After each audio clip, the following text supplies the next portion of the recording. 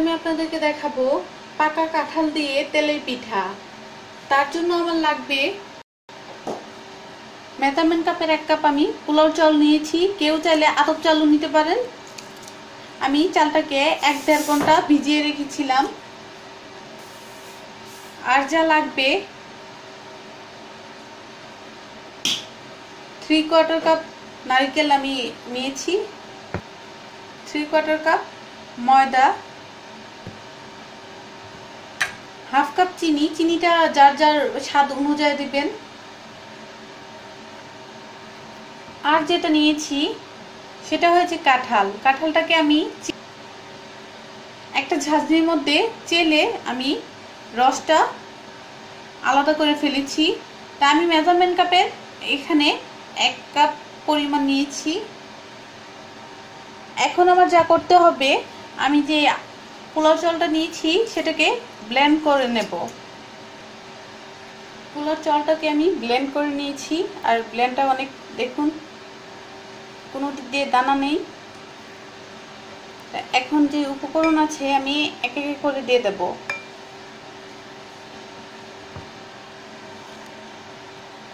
আমি এক্সট্রা পানি এখানে দেব না, যদি আমার লাগে পরে আমি অ্যাড করব। যেহেতু চিনিটা আমি দেব,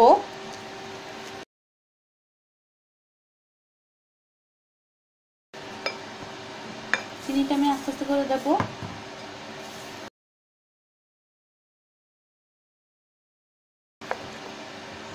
নারকেলগুলো আমি দিয়ে দেব।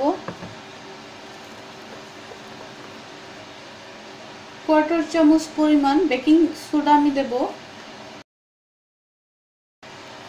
এখন ভালো করে এটাকে মিশাতে হবে। আমার এখানে এক্সট্রা পানি আর লাগবে না। চিনি থেকে এই পানিটা যেটা উঠে এসেছে সেটা দিয়ে আমার পানির কাজটা হয়ে গিয়েছে। আমার ব্যাটারটা গোলানো হয়ে গিয়েছে। আর আমি ভাজার জন্য একটা কড়াইয়ের মধ্যে তেল বসিয়ে দিয়েছি। দেখব চেক করে যে তেলটা গরম হয়েছে কিনা। তেলটা আমার গরম হয়ে গিয়েছে। এখন আমি একটা পিঠা দিয়ে দেব। পিঠাটা দেওয়ার জন্য আমি এরকম একটা গর্ত চামচ নেব। এখন পিঠাটা আমি দিয়ে দেব। দিয়ে দিলাম। এখন কিছুক্ষণ অপেক্ষা করব।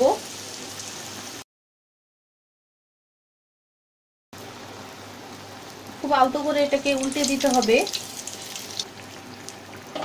আমি এই সাইডে আরেকটা পিঠা দিয়ে দেব।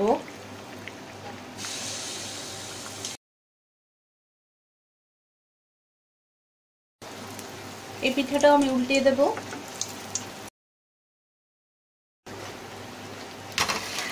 আমার এই পিঠাটা হয়ে গিয়েছে। আমি এটা একটা ছাঁচনির মধ্যে উঠিয়ে নেব। আমার এই পিঠাটা হয়ে গিয়েছে, এটাও আমি উঠিয়ে নেব।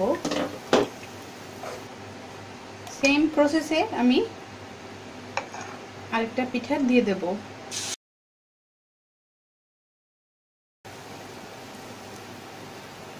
আমার এই কাঁঠালের পিঠাটাও হয়ে গিয়েছে। আর আমি এই পিঠাটাকে 2-3 মিনিটের মতো তেলে ভেজেছি। এখন এটাও আমি উঠিয়ে নেব। এরকম ভাবে আমি সবগুলো পিঠা বানিয়ে নেব।